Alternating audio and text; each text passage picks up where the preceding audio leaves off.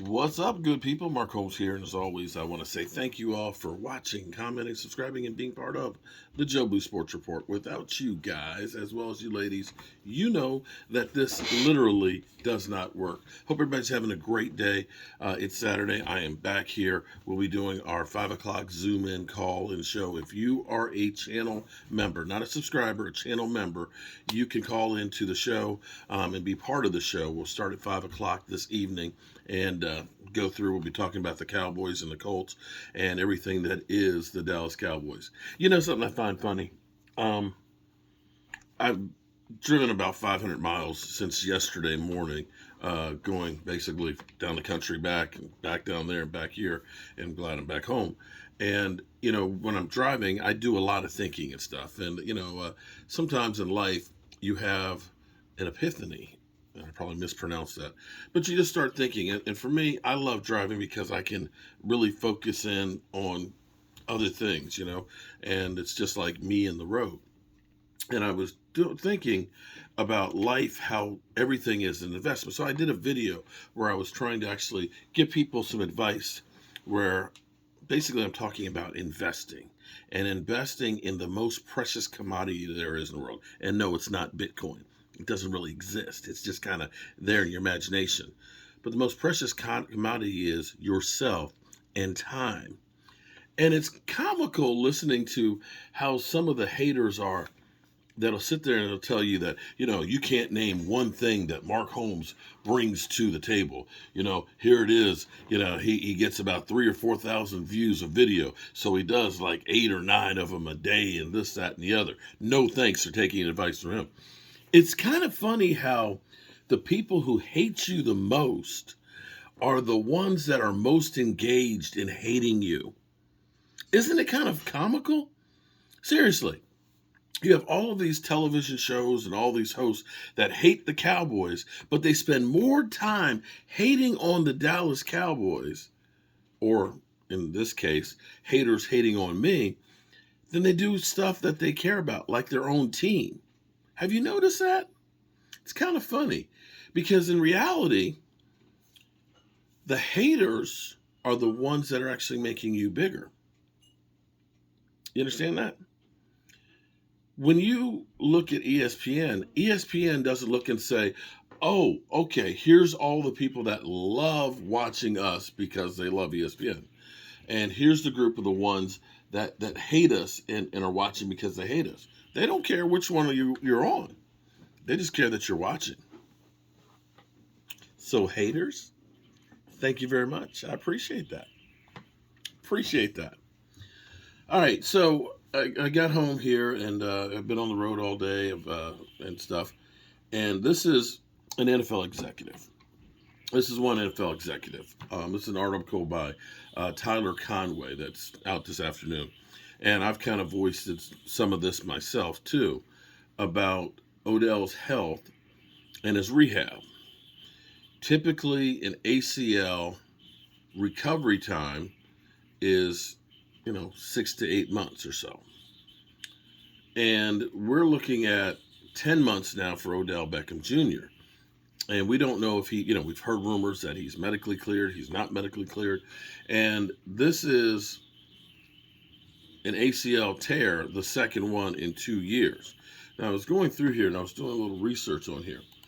There are approximately about 200,000 ACL ruptures and surgeries a year. And typically, failure happens to about 10% of them. Now, thinking that, ACL tear, you're going to risk tearing an ACL if you're a football player more than if you're just Joe Schmo like me. But typically, the graft will take longer, or will take about a year to heal, but will continue to get stronger the longer you go. So the problem for Odell was he had the first surgery and he was out there. When you're out there sooner, you are still stressing it out before it's completely healed because you're basically taking a skin graft, a graft. You're taking a piece and you're putting it in there to replace it. It's being attached to the bones, okay? It's got to grow in there and start getting, strength in it, and it takes time for that to happen. And typically, when you have a surgery, it takes a year or more to truly recover, regardless of what they say about time. I mean, I tore my ACL when I was in high school, and this is just when they first started doing the scope. They went in because they didn't have the technology at that point to go through and do the repair, do the graft and stuff through the scope. This was still new technology. Had this happened the year before, they would have just cut my knee wide open and cleaned it up.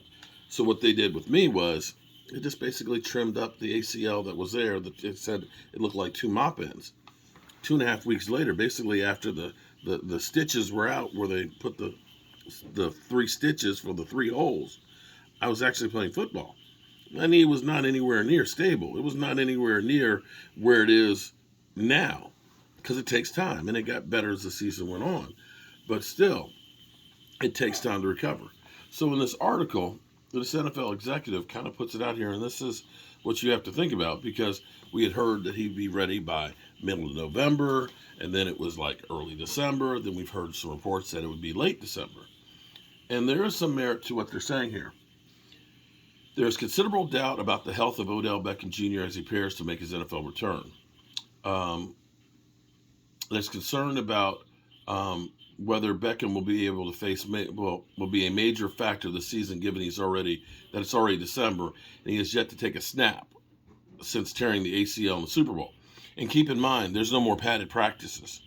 So when Odell finally does get out there, he's just been running routes in practice. And the Cowboys have already ramped down their workouts. They've shortened them already because they're trying to keep the players fresh.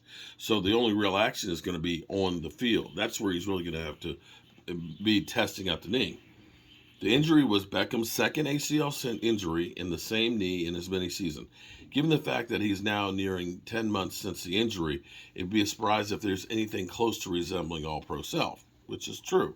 We've all kind of gotten to the realization that seeing how long it's taken Michael Gallup to get back where he is now. He's been back on the field for 5 games, 6 games? I think 6 games. And you look at, maybe 7. I got to go back and look at it. But you look at it and say, he's just beginning to get into the stride, and he still is not getting the separation that he had before. Under most optimistic circumstances, Beckham will have a chance to play just 5 regular season games for the playoffs, which is true.